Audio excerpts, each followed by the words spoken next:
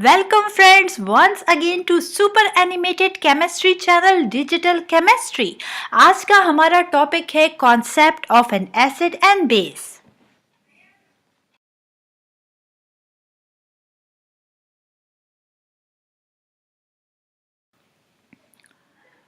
So what is an acid?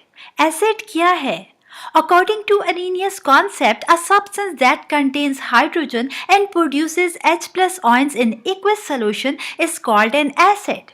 Friends, Arrhenius ने बहुत simple concept हमें दिया है एसिड का, और इसके मुताबिक कि कोई भी सब्सटेंस जिसके अंदर हाइड्रोजन मौजूद हो और वो वाटर के साथ जब रिएक्ट करे तो हमारे पास as a result hydrogen ions produce करे, ये सब्सटेंस जो है वो एसिड कहलाता है। ठीक है, एक्वस सोल्यूशन मीन्स वाटर। ठीक है, जहां कहीं एक्वस सोल्यूशन लिखा होगा मीन्स वो चीज रिएक्ट कर रही होगी, वो सब्सटेंस रिएक्ट कर रहा होगा वाटर के साथ। यहां पर हम एग्जांपल लेते हैं हाइड्रोजन क्लोराइड की, HCl। हाइड्रोजन क्लोराइड जो है हमारे पास जो फर्स्ट रिक्वायरमेंट है अरीनियस कॉन्सेप्ट की कि वो सब्सटेंस जिसके अंदर हाइड्रोजन मौजूद होगा तो वो एसिड कहलाएगा। तो यहाँ पर HCl में आप देख सकते हैं कि हाइड्रोजन एंड क्लोरीन दोनों मौजूद हैं। तो फर्स्ट रिक्वायरमेंट कि हाइड्रोजन का सब्सटेंस में मौजूद होना ज़रूरी है, वो रिक्वायरमेंट ये कंप्लीट कर रहा है। सेकेंड, हमारे पास ये रिक्वायरमेंट है अरीनियस के मुताबिक एसिड की कि जब वो रिएक्ट करेगा सब्सटेंस वाटर के साथ तो एज अ रिजल्ट हमारे पास हाइड्रोजन आयंस प्रोड्यूस होंगे। तो यहाँ आप देख सकते हैं कि HCl जो वाटर में ऐड किया जाता है तो ये रिएक्ट करके hydrogen ions and chloride ions provide करता है। तो यहाँ पर हाइड्रोजन आयंस हमारे पास सेकेंड रिक्वायरमेंट को कम फुलफिल कर रहे हैं। HCl जो है हमारे पास हाइड्रोजन भी इसमें मौजूद है और साथ ही साथ वाटर के साथ रिएक्शन पर ये हाइड्रोजन आयंस भी प्रोवाइड कर रहा है। इट्स मीन्स कि अरहीनियस के मुताबिक ये एक एसिड है। सो what is a base? Base क्या है? According to Arrhenius concept, a substance that contains hydroxyl groups and produces hydroxyl ions in aqueous solution is called a base। Friends, Arrhenius हमें ये बताता है कि कोई भी सब्सटेंस जिसके अंदर हाइड्रोक्सिल ग्रुप मौजूद होगा और जब वाटर के साथ वो रिएक्शन करेगा तो एज अ रिजल्ट हमारे पास हाइड्रोक्सिल आयंस प्रोड्यूस करेगा, तो ये सब्सटेंस बेस कहलाता है। For example sodium hydroxide. Sodium hydroxide में अगर आप देखें तो सोडियम एंड हाइड्रोक्सिल ग्रुप जो दोनों मौजूद हैं।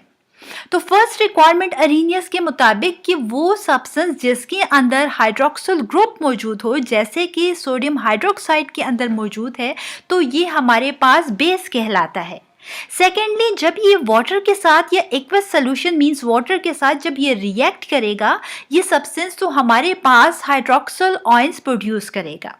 तो यहाँ आप देख सकते हैं कि सोडियम हाइड्रोक्साइड को जब हम वाटर में ऐड करते हैं तो ये डिसोसिएट हो जाता है सोडियम आयंस में एंड हाइड्रोक्सिल आयंस में। तो सेकेंड रिक्वायरमेंट को यहाँ पर भी ये बेस की फुलफिल कर रहा है कि वाटर के साथ रिएक्शन पर हमारे पास हाइड्रोक्सिल आयंस प्रोड्यूस करता है। सोडियम हाइड्रोक्साइड अरहीनियस के मुताबिक बेस है क्योंकि यहाँ पर ये हमारे पास कंटेन करता है हाइड्रोक्सिल ग्रुप भी इसमें मौजूद है, और सेकेंडली जब ये एक्वस सोल्यूशन के साथ रिएक्ट करता है तो हाइड्रोक्सिल आयंस प्रोड्यूस करता है। डिस्कस करते हैं one of the most important topic from the examination point of view, और वो है हमारे पास amphoteric substance. So what is an amphoteric substance? A substance which behaves as an acid in basic solution and acts as a base in acidic solution is called amphoteric substance. Simple words में हम ये कहेंगे कि कोई भी substance जो ज़रूरत के मुताबिक एसिड के तौर पर भी बिहेव कर सकता है और ज़रूरत के वक्त पर वो बेस के तौर पर भी बिहेव कर सकता है, तो वो सब्सटेंस हमारे पास एम्फोटेरिक सब्सटेंस कहलाता है। बाय डेफिनेशन हम देखते हैं कि वो सब्सटेंस जो एसिड के तौर पर बिहेव करेगा बेसिक सोल्यूशन में और बेस के तौर पर बिहेव करेगा एसिडिक सोल्यूशन में, तो ये सब्सटेंस हमारे पास एम्फोटेरिक सब्सटेंस कहलाता है। One of the best example है एम्फोटेरिक सब्सटेंस की, वो है वाटर H2O। H2O में ये क्वालिटी मौजूद है कि ये हमारे पास एसिड के तौर पर भी बिहेव करता है और बेस के तौर पर बिहेव करता है। ठीक है, क्योंकि हम जानते हैं कि वाटर किस तरीके से बनता है। वाटर जो होता है हाइड्रोजन आयन और हाइड्रोक्सल आयन अब आपस में कंबाइन करते हैं एक स्पेसिफिक रेशियो में, तो इसके रिजल्ट में हमारे पास वाटर प्रोड्यूस होता है।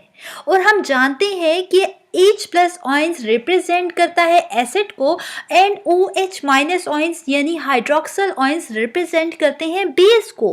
तो इन दोनों की कॉम्बिनेशन से स्पेसिफिक रेशियो में हमारे पास वाटर की प्रोड्यूस होता है। तो वाटर में ये क्वालिटी मौजूद है कि ये एज एन एसिड भी बिहेव करता है और एज अ बेस भी बिहेव करता है। चलिए जानते हैं इसको डिटेल में। Water behaves as an acid। Friends, जैसे कि हमने डिस्कस किया कि वाटर एक एम्फोटेरिक सब्सटेंस है क्योंकि ये एज एन एसिड भी बिहेव करता है और एज अ बेस भी बिहेव करता है। चलिए डिस्कस करते हैं कि किस तरह water as an acid behave करता है। इक्वेशन को देखें तो हमारे पास अमोनिया जो कि एक बेस है रिएक्ट कर रहा है वाटर के साथ और यहाँ पर वाटर एज एन एसिड जो है बिहेव करेगा और जब ये रिएक्शन करेंगे तो इसके रिजल्ट में जो प्रोडक्ट फॉर्मेशन हमारे पास होगी वो है ammonium ion and hydroxyl ion. यहाँ पर ये जो अमोनियम आयन फॉर्मेशन हमारे पास हुई है तो ये किस तरीके से हुई है कि वाटर ने अपना प्रोटॉन जो है डोनेट कर दिया है अमोनिया को और एज अ रिजल्ट हमारे पास अमोनियम आयन फॉर्मेशन हुई है।